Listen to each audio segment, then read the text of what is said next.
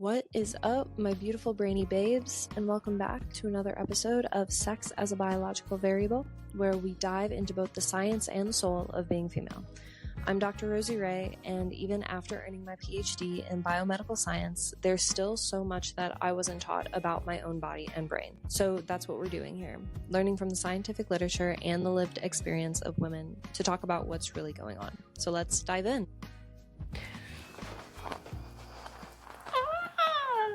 Hi guys, welcome back to the show. Happy New Year's. I hope everyone had really nice holidays.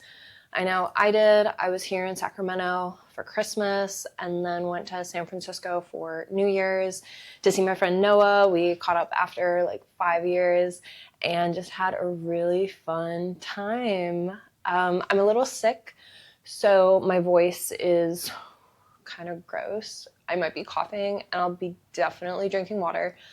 But feeling good, feeling great, going into 2026. That's crazy, actually crazy. So yeah, today we're going to be talking about a topic that is really near and dear to my heart, cannabis use in the female brain.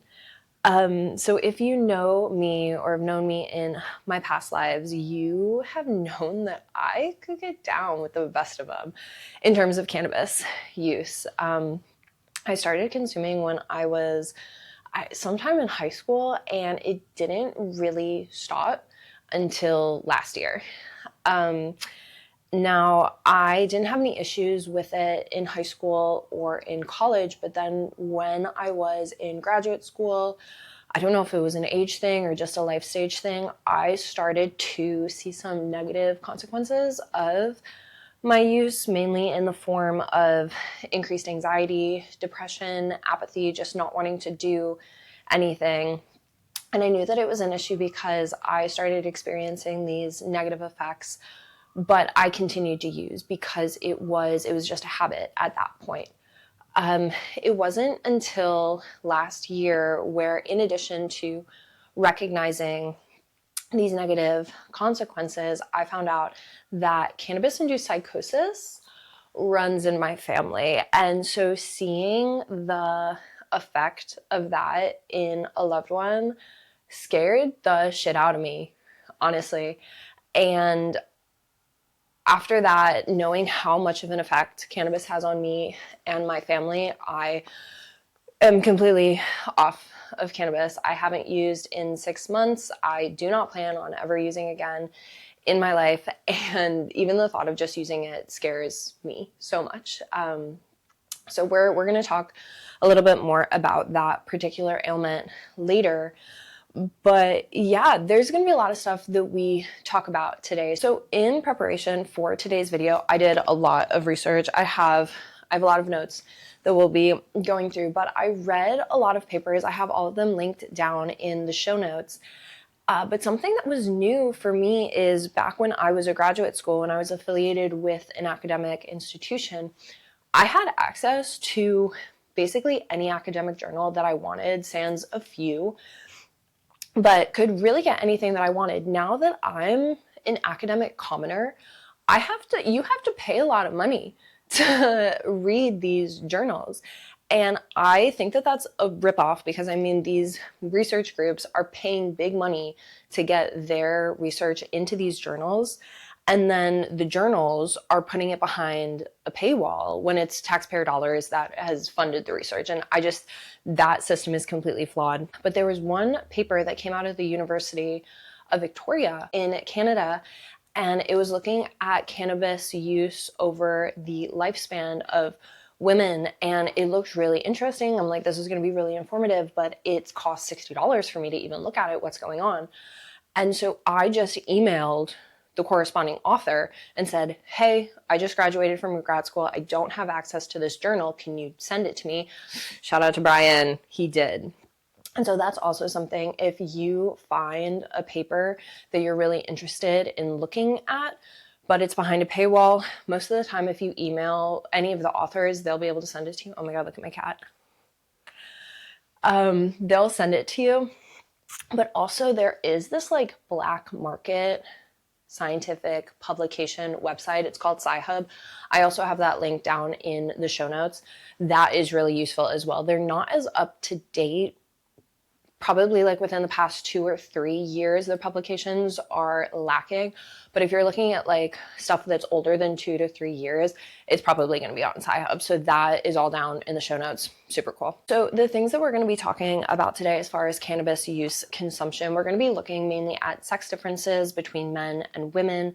We're going to be looking at the different forms of consumption, the way that our bodies and our brains literally receive the cannabis, interpret it, kind of what happens, because as we'll talk about, the female brain and body is molecularly set up to receive cannabis differently and then experience a different high. We're also going to talk about the different stages of life and how cannabis use in females can affect. This will be during adolescence, so like teen years. In adulthood, we'll kind of get into the long-term effects of cannabis. But then also, if you're trying to be a mother, if having kids is your bag, we will talk about how your cannabis use could affect your children that you're going to have. So cannabis is a plant that humans have had a relationship with for the past 12,000 years in different cultures, in different religions. I mean, it has been around and it continues to be around, but the use and the popularity of it has been increasing because of the potential therapeutic benefits that it offers, as well as the legalization of it. Now, cannabis is definitely a polarizing subject because some people say that it is natural, it's medicinal, where other people are villainizing it as a hard drug. And I do want to say that the FDA, the Food and Drug Administration, so at a federal level, this is considered a drug that has no medicinal purposes, and so it's a Schedule I drug.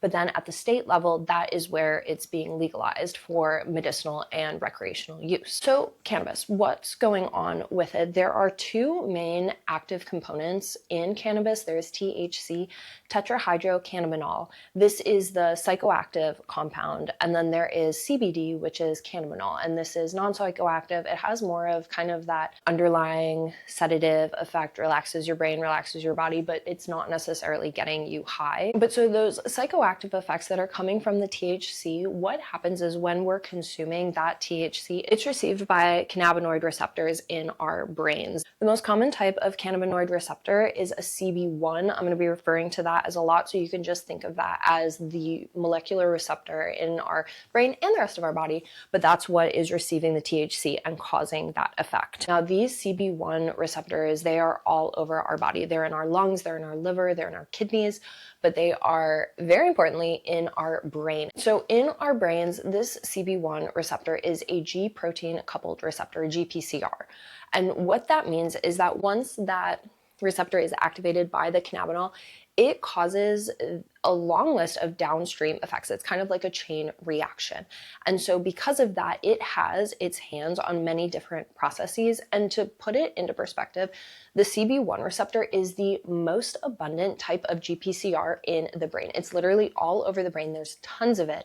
And so thinking about its abundance, but then also the multitude of downstream effects that it has, cannabis is having a really big effect on the global actions of our brain. So it's a really potent substance. Speaking of the potency, cannabis has kind of evolved in the past years. Back in the 80s, the THC concentration of the cannabis that was being consumed was kicking at about 3%, whereas today the THC level is a lot higher. It's closer to 15%. So that's a 5 times increase in the potency of what your granny was smoking back in the 80s. So it's a lot more potent. And so because of this increased potency and the effect that it's having on people, I think that that's really adding to the polarization of how people are feeling on cannabis. You know, is this a natural herb or is this a drug?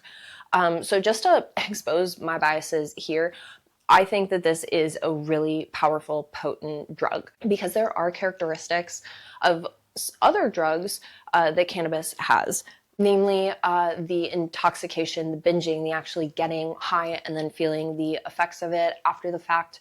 There's that come down period. You go through a withdrawal. You have these cravings. Ooh, I can't wait to get high again. You're craving it. And then when you come down, you are not feeling the same and you kind of develop this form of dependence. And so the cannabinoid system is not looped in with the classical addiction pathways in the brain, things like the dopamine system, the opioid system, but again, thinking to how widespread of a GPCR the CB1 receptor is. There are studies done that have been shown that activation of the CB1 receptor modulates the dopaminergic system. This is primarily in the nucleus accumbens and the ventral tegmental area, the VTA. If you're a real addiction nerd, you know that those brain areas are the seat of motivated behavior. But then it's also been shown that activation of these CB1 receptors is activating the opioid system. And this happens by modulating mu-opioid receptors. So back in 2013, the DSM, the Diagnostic and Statistical Manual of Mental Disorders, it's kind of like the Bible for mental illness. But they coined a illness called Cannabis Use Disorder, CUD. And this kind of really put it into perspective that yes, one can be addicted to cannabis by experiencing abuse of the substance and dependence. So I'm going to be referring to CUD, Cannabis Use Disorder, and that is what I'm talking about. So what is cannabis doing? Well, if you have used it, you know that the acute high comes with pretty intense euphoria, uncontrollable laughter, this need to eat, the munchies, confusion, a lack of time perception, restlessness, dry mouth, and tachycardia. That's one that I don't think people talk about enough. I know for me, when I used to consume, I would kind of feel it, but I wouldn't really think too much about it. I'm like, oh, am I just like in my head? Am I high? But I used to wear a Garmin watch, and I remember my watch used to give me alerts after I had smoked and say like, hey, are you exercising right now? Because your heart rate is really elevated. And my solution for that was just to stop wearing the watch. That's how you know you have a problem, if your sensors are telling you like, hey, your body's unwell. Yeah, crazy. The more negative acute effects that come when you're using is anxiety that reaches the point of paranoia, delusions, hallucination, derealization, losing touch with reality. And like, that's not fun. Those can be really scary. And now long term, what happens, and this is particularly what I found, I really didn't have negative symptoms while I was high. But say if you, like many of the hot girls, have anxiety or struggle with depression, and you're consuming cannabis, that cannabis is going to be putting the brakes on your anxiety and on your depression. And when you're constantly consuming this substance that's putting on those brakes, your body and your brain is like, oh, like I don't even need to worry about it because the cannabis is going to take care of it. Cool. But then when the cannabis starts to wear off, when you go into that withdrawal period, then those brakes aren't there. Your anxiety, your depression is going to be a lot higher. And that's what I found. So it's this really kind of sick cycle that goes on where like you need to smoke to feel normal, but in reality the cannabis use is taking you farther away from what your natural baseline is. So getting into the use of it, it is reported that about 20% of all Americans use cannabis in some form. Now, if we break that down into the sexes, it's about 30% of males are using cannabis and 25% of females are using cannabis. Now, less women are consuming cannabis. This is both a frequency and a quantity, just women are consuming less cannabis than men. And what was reported was a potential reason for this gap is that women have a greater risk associated with cannabis use, which, I mean, I think that makes sense because it's a drug, it's a foreign substance, and women are just smart and a little more risk averse than men. I think that makes sense. Now, there's also a difference in why men and women are using cannabis. Where most women report using cannabis medicinally, so for things like insomnia, anxiety, nausea, chronic pain, men are using it recreationally. Now, when it comes to the actual consumption of cannabis, women are experiencing the high at a different pace than men. So when consuming cannabis, it will take women a longer time to feel the effects of the cannabis. And it is literally because of our body composition. These titties, that ass, it's adipose tissue fat. And the fat is absorbing the THC, which is then released at a slower rate. There's not a ton of studies on it. There's just a little bit that I read, but I think that that's kind of cool, kind of interesting. So once the THC has been consumed and then it's getting up to our brain and the psychoactive compounds are taking effect, this is where things get really different between the sexes. It's been shown that women have a 23% global increase of CB1 receptors in their entire brain. And so CB1 receptors, that is that predominant cannabinoid receptor in the brain. So women have a lot more of it throughout their brain. And not only is there more of it in the brain, but it's more efficacious, which means that it's more successful in causing those downstream effects. So not only do women have more of the main receptor for that THC, but it's binding a lot stronger. So when we are consuming cannabis, we are consuming delta-9 THC. This is the psychoactive compound that we consume, but once it's been consumed, it needs to be processed into our brain into a different psychoactive compound. This is 11-hydroxy delta-9 THC. And this metabolite is a lot stronger, it's a lot more potent, and it has a longer effect. So looking at the production of 11-hydroxy delta-9 THC, so that psychoactive metabolite that we process in our brain, looking at that production between the sexes, it's been shown that females are producing more of this psychoactive compound compared to men. And this has been found in both rats and in humans. So now getting into the hormones of it, THC works in women, in females, in a cycle-dependent manner, as everything with neuroscience. I mean, we've already talked about how deep the estrogen hole goes, and then the cannabinoid receptor, because of all of the downstream effects that it has, that is also just like a crazy rabbit hole. And so of course it works in a cycle dependent manner depending on how females' hormones are fluctuating. What you really want to know is that THC in females is going to have the highest effect when estrogen levels are high. So this is going to be in the tail end of your follicular phase leading into ovulation, and then in preclinical models in rodents, this is going to be in proestrus. So the heightened effects of THC that I'm specifically talking about is that when estrogen is high, there is an increase in antinociception, which is the blocking or reduction of pain from a painful stimulus. If you are consuming cannabis when your estrogen levels are high, so end of your follicular phase into ovulation, your ability to block pain is going to be a lot higher than it would be in other phases of your cycle. It's also been shown that when estrogen levels are high, hyperphagia is high. This is the scientific term for munchies or uncontrollable hunger. So when you're consuming cannabis, you're going to want to consume a lot more food. Hypothermia is also increased. And so I know for me, I would always get really cold.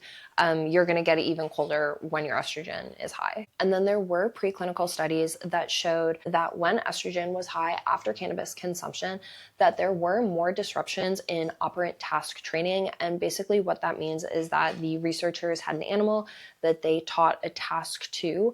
And when estrogen was high, when they consumed cannabis, they had a lot more issues completing the task. And what I take away from that is that you're going to have a lot more, confusion, memory issues, difficulty focusing when your estrogen is high when you're consuming cannabis. So something else that all of the research that I read, there was really an overwhelming consensus with it, is that females have worse and greater withdrawal symptoms after using cannabis. This wasn't something that I put together until I was curating this episode. But let's just think about it. If you are smoking consistently through your cycle, you are experiencing this heightened high, this increase of effects when your estrogen is high, so during your follicular phase or during ovulation. And that is creating an almost unattainable high at different phases of your cycle, like during your luteal phase or your menstruation. And so what studies show is that women experience worse withdrawal symptoms and they're more likely to relapse after a period of abstinence. And so I think the distinction between the phases kind of contributes to that. It's also been shown that females have this more rapid telescoping effect. This is the rapid progression from the first use of cannabis to the point of abuse and dependence. And so women have a faster progression compared to men. And I think this directly comes from those worse withdrawal symptoms that are coming from the differences that women are experiencing during their follicular phase, peak estrogen, versus say their luteal phase or menstruation when estrogen is low. So now getting into cannabis use during adolescence. So the literature that I was reading classified adolescents as 10 years old to 19 years old. So that's the teen years. There were some studies that extended that to 24 years old because, 25, that's when our brain fully develops, kind of. But Final stages of neural maturation, really important. And so when I'm talking about adolescence, I'm really talking about 10 years old to like 24 years old. Essentially the neural development that's going to set us up for the rest of our lives. The main thing that happens during this time of development is neural pruning. And basically what neural pruning is the removal of synapses, neurons that are no longer needed. And so like we don't need to worry about pouring resources, nutrients into it. And this is really important. You can kind of think of this as like a child where you're going somewhere and you tell them like, hey, Susie, like we need to put our shoes on so that we can leave. And Susie just goes into a meltdown. Yeah, very confusing, doesn't want to put her shoes on, we're leaving, what do you mean? I don't know. But as Susie gets older, she understands like, oh, like to go outside, I need to put my shoes on, and then we're gonna go to we're gonna go to Sally's birthday party. And so like, yeah, I'm gonna go put my shoes on and this is the order. And so all of the extra things of confusion, I don't know what's going on, someone's telling me what to do, those get pruned, taken away. And it's really just cleaning up what doesn't need to be there, strengthening those synapses that are gonna be important later in life. And so pruning is a really important part of neuromaturation that happens during these adolescent years. It was shown in the prefrontal cortex, the PFC, the kind of decision-making executive function portion of our brain, in adolescent females, this was done in rats, adolescent females that were consuming cannabis, that they had delayed maturation of glutamatergic synapses. Glutamate is the excitatory cells, the gas that's happening in the brain. And this was associated with reduced synaptic efficiency. So these neurons were not communicating as well with each other as they could have been. And this directly correlated with impairment in cognition. And now this was only seen in adolescent females where it was not seen in adolescent males. So that study was done in rats, but I think it agrees with this other study that was done in humans that showed female adolescents, so young girls that were using cannabis, they had larger PFCs compared to boys. Now I know what you're thinking, like, bigger brain, smarter girl, but in the terms of adolescence, remember thinking back to that pruning, you don't necessarily want your brain to be larger. That might mean that it has more synapses that are kind of unhelpful. And that's exactly what they showed. It was associated with poor executive function as well as lack of emotional regulation, self-reported depression and anxiety, which we hate that. We hate that so much for the girls. So this lack of pruning, again, that removal of unnecessary synapses, that has also been found in the hippocampus. This is the seat of memory in the brain, where chronic activation of those CB1 receptors, that main cannabinoid receptor, activation of that reduces and prevents pruning in the hippocampus. In the hippocampus, in these preclinical models, it was shown that there was a reduction in LTP, long-term potentiation. So this is sustained synaptic activity. It's a measure of functionality in the hippocampus, that this was reduced in two different circuits in the hippocampus, in CA1, which is in the main hippocampal formation, and in the LPP. This is in the dentate gyrus, but both very important for learning and memory. So this lack of hippocampal functionality was only seen in females that were using cannabis, not in males that were using cannabis. Another little thing for adolescents, this is regardless of sex, but chronic THC consumption is directly correlated with neuroinflammation. Basically, you're putting your neurons under stress. It's what happens when you have an infection in your body, you have an inflammatory response. That's happening in your brain when you're smoking cannabis. So not only is this making the neurons so that they're kind of gummed up and can't do their job, but this is also an early indicator for different neurodegenerative diseases like Alzheimer's disease. So if you're sitting there and listening to this and being like, oh my gosh, Rosie, I'm out of my adolescent years, I was smoking throughout it, is my brain already fucked up to the point of no return? The answer is, I'm not gonna lie, we've done some damage. I'm right there with you, sis. But there is research showing that the amount of time that you spent consuming cannabis, that will kind of lay out the groundwork for, the effect that it's going to have on you. The studies show that individuals that had chronic use for a long period of time, I'm talking 17 to 30 years, long period of time, they had significantly more cognitive impairments than those that were using for not as long of a time. And they quantified 2 to 17 years. So I'm 28, so let's just do some math. 12, let's say 12 years. I definitely, my brain's been through a lot, but it will be a lot better when I'm 60 because I'm stopping now. All I'm gonna say. The last thing that I do want to talk about with cannabis use during adolescence is something that I think applies to any substance, but it's really interesting because kids are going through these really important developmental periods around the same time that they're experimenting with drugs and alcohol, these really powerful, potent substances. And I think it's at least for me, I see it as kind of a catch-22 because, yeah, my brain would probably be a lot more functional if I didn't consume any of these substances. But also, I personally feel like they had a really profound impact on my life and the person that I am. Like, I don't know if I would be as cool, fly, and sexy if I didn't consume the substances that I did when I did. So take that with what you will. I mean, if I could give advice to my younger self, you only have one brain.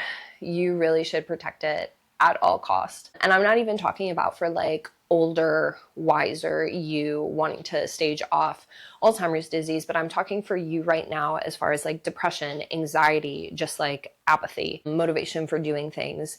Taking care of your brain just for everyday activities is so important. It's so important. And like living is already kind of hard enough. Like you're already fighting demons, just like being alive. So why would you introduce a foreign substance that's going to make it even harder for you?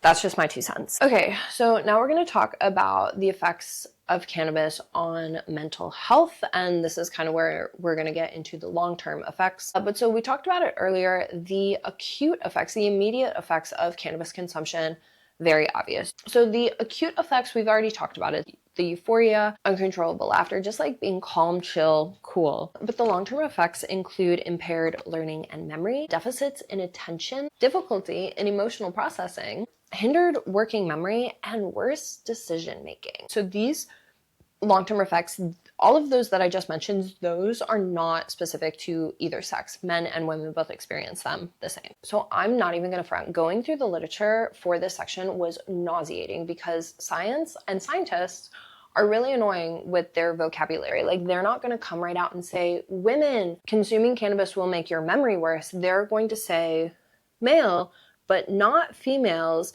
decreased speed than non-users on timed cognitive tests. And it's like, what does that even mean? Or cannabis use was associated with poorer episodic memory in women, but not men. And then you have to look to see like what episodic tests they were looking at. You need to go and see what cognitive tests they were looking at. And it's like, okay, so that's affiliated with this one part of the brain, but not the other. And I don't know. But that's also like how science is. It needs to be very specific because you can't make generalized statements. I'm making generalized statements. For me, this is kind of like if I was giving advice to my mom. Like I'm not going to give her the scientific jargon because who cares? But I'm taking in the science. It's informing me on the way that I'm living my life. And like, this is if I was sharing it with my friends and family. So amongst all of this confusing vernacular, what was universally true across males and females was that exposure to THC correlated with impairments in memory. And I think that makes sense. If you're token all the time, no, you're not going to be able to remember a lot of stuff. And something else that was universal across the sexes was that chronic cannabis consumption increases basal, so like baseline levels of adrenaline and cortisol hormones compared to non-cannabis users. And so kind of getting back to what I said earlier, if you're using cannabis to kind of tamp down your stress levels, your body isn't naturally going to know how to handle your cortisol or your adrenaline. And so when the cannabis starts to wear off, it's just going to skyrocket. And that personally, that's what I experienced, and it's not a fun time. Something that I did observe that happens in adulthood and aging is that the abundance of CB1 receptors, those cannabinoid receptors in the brain, those in aging increase in women, but not in men, which I thought was super interesting because like women already have more than men to begin with. And so you're telling me that they are increasing as we age? Crazy. So not only are women already experiencing kind of a more intense high because we already have more of those CB1 receptors to begin with, as we age, those receptors are just going to go up. So our experience is going to heighten even more as we age.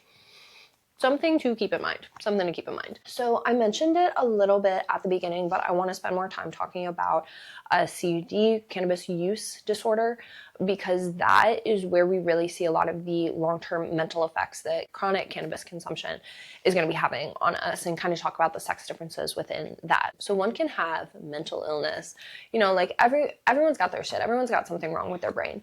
But when you introduce cannabis to the equation, like that can heighten a lot of things. It can bring out a lot of things. And so there are different illnesses that are coined as cannabis induced. There's cannabis induced psychosis, cannabis induced anxiety, cannabis induced sleep disorders. We're going to be talking about a lot of it, but basically these disorders happen during cannabis consumption. So during the high or shortly after, during the withdrawal period.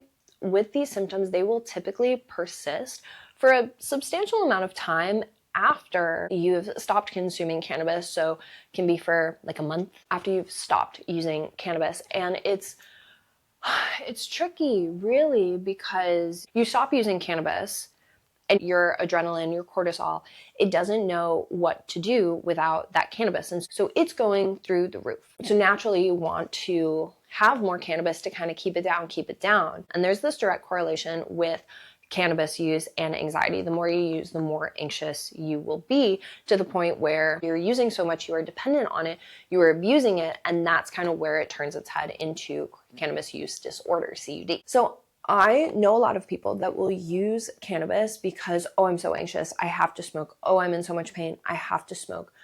But what the literature shows is that over time, these individuals actually have worse anxiety. They have more pain. The cannabis really is not doing anything for you in the long run. In fact, it's actually making your symptoms a lot worse. So one can be anxious, but then there is cannabis-induced anxiety. Now, something that you might not know is that women are already twice as likely to experience anxiety compared to men. In addition to this, under the influence of cannabis, women are more likely to experience racing heart, racing thought, just feelings of nervousness. And this is at the same dose of cannabis consumption as a man. So if both a man and a woman take 10 milligrams of THC, women are going to feel more anxiety during that high.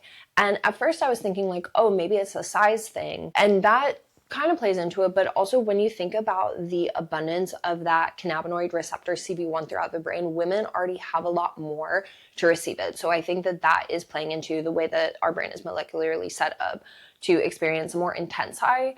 And so, yeah, gonna get more anxious, in addition to women already experiencing more anxiety compared to men statistically. And then long term, it's been shown that cannabis consumption, even 8 years later, is associated with increased anxiety in women, not in men, but in women. And so not only are women experiencing more anxiety when they're high, they're going to be experiencing more anxiety long term. So next I want to talk a little bit about PTSD, or post-traumatic stress disorder. I do want to note that the literature says that PTSD, same thing with anxiety, PTSD is twice as prevalent in women compared to men. Studies show that men undergo more traumatic events than women. However, it's women that are experiencing more distress, more rumination, and that is negatively affecting their lives. And so because of that, PTSD is twice as prevalent in women, and these women are having a hard time moving on past the traumatic event to live the rest of their lives.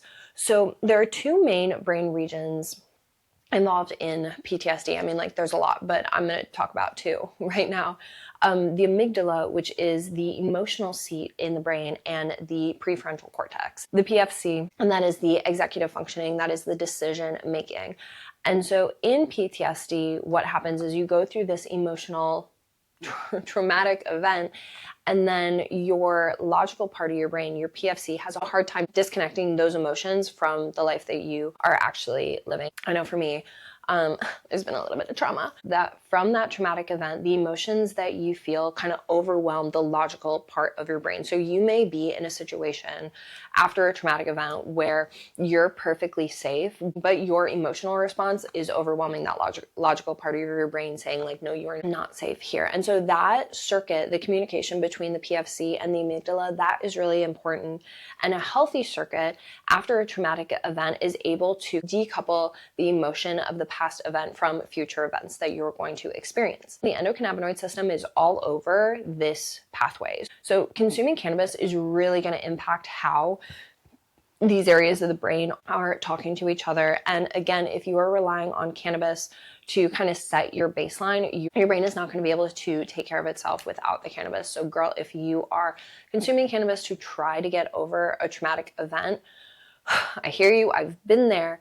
It's not going to work. And it's really not setting you up to be able to regulate your own emotions. So the last section that we're going to talk about is kids.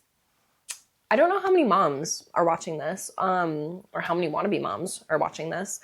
But yeah, your cannabis consumption can really influence and will influence the health of your future children. This was news to me, but there's this really cool and recent Nature paper that came out looking at the effect of THC on fertility. If you don't know, Nature is like the Super Bowl of scientific journals. Only the best of the best are in there. But what it showed is that women that are consuming THC, they are changing the rate of maturation of their oocytes, their eggs. They're also changing the transcriptome of those eggs. And so this specifically was with genes having to do with signal transduction, so how cells are communicating to each other. And there was also downregulated genes for protein synthesis. And so if these eggs are growing, they're going to need proteins. But if the proteins are downregulated, they're not going to be growing as well. It also showed that there was an increase in genes for an inflammatory response, which, like, we want a healthy inflammatory response, but if there's going to be an increase in them for no good reason, that's taxing on your little eggs. They don't need that.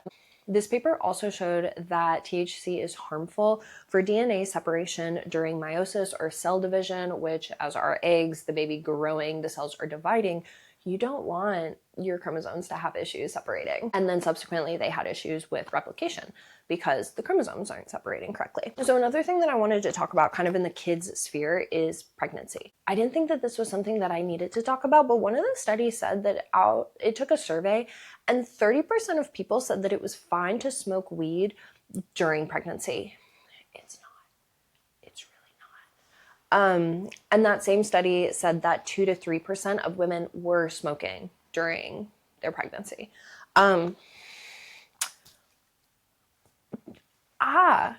I get it. Pregnant women can consume cannabis for, the main reasons: for pain, for morning sickness, nausea, the stress of becoming a mother. I get it. Actually, I don't. I've never had a kid. But THC and CBD, the main active compounds in cannabis, those are lipids.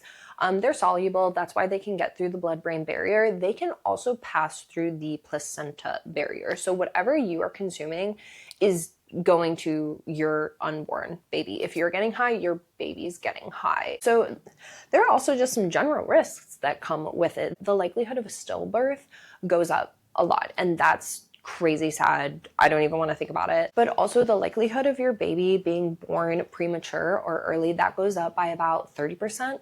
And the chance of your baby being born small, that goes up by about 50%. Now, I know all babies are small, so like, what's the big deal if it's a little bit smaller? But if your baby is born small, or if it's born early, that means that it didn't have the appropriate time to bake in the oven. And like, the world is already so hard out there for a baby. Why would we not want to give this child everything that it needs before it even enters the world? Being small or being born premature opens the baby up to future complications with their health later down the road. And like, you don't want that if you can help it for your little baby. The study had also shown that babies that were exposed to cannabis in utero, that they had a 1.5 hazard risk. That just means that there was an increased risk for the child developing autism later in life. And there was also some preclinical data that was linking prenatal cannabis exposure to negative effects in motor behavior and anxiety-like behavior. In utero cannabis exposure is also a risk for subsequent cannabis use in adulthood or in adolescence. So if you're smoking while you're pregnant, there's a higher chance that your child is going to smoke cannabis, which, based on everything that we talked about, I would love if my kids didn't smoke cannabis, or at least they didn't have a predetermined inclination to be smoking. It's also recommended that women abstain from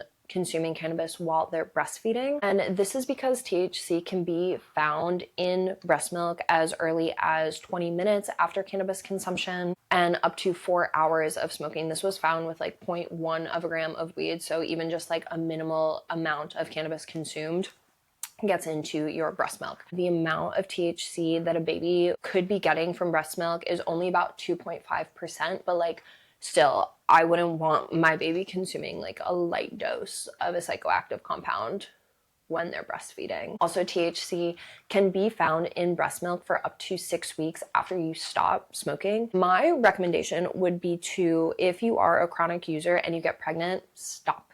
Stop smoking. Don't smoke while you're pregnant. Don't smoke while you're breastfeeding, just for the health of your baby. All right, well, that's it. We've come to the end of this super fun episode. So what did we learn?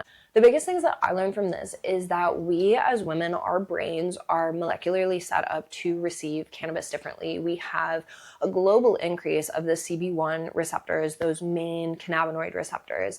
And so we're going to experience this intense high compared to men. Understanding that cannabis is going to affect us at different points of our cycle, specifically when estrogen is high, that's when we're going to have the most potent effect from THC. But on the flip side of that, during our follicular phase, during ovulation, we're experiencing what I'm classifying as like an unattainable high in the rest of our cycle. So after that, our withdrawal symptoms, they're going to be a lot more serious. We're going to have a lot more craving than we would have if we were smoking during other parts of our cycle. So I really hope that this was helpful, giving you a little bit more information about how cannabis is affecting you as a woman. I don't want to tell you to stop consuming cannabis, but like, girl, it's really not setting you up to be happy, healthy, sexy, mentally, physically, you know.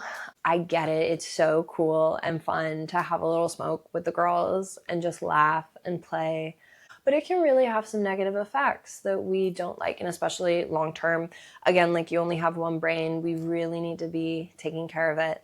So if you or anyone that you know have kind of hit a point where you don't want to be smoking as much as you are, or you have what you consider to be an unhealthy relationship with cannabis, I have some resources down in the show notes, some different websites, some different groups that can be really helpful. Or also, if you are unhappy with your current relationship with cannabis and you want someone to talk to about it, like, please shoot me a message. I've been there. It's hard, but I'm here for you. Well, that's all that I have for today. Thank you so much for tuning in. I love you guys so much. Stay smart, stay safe, and stay sexy. And I will see you next Tuesday. Okay. Bye. I love you. Bye.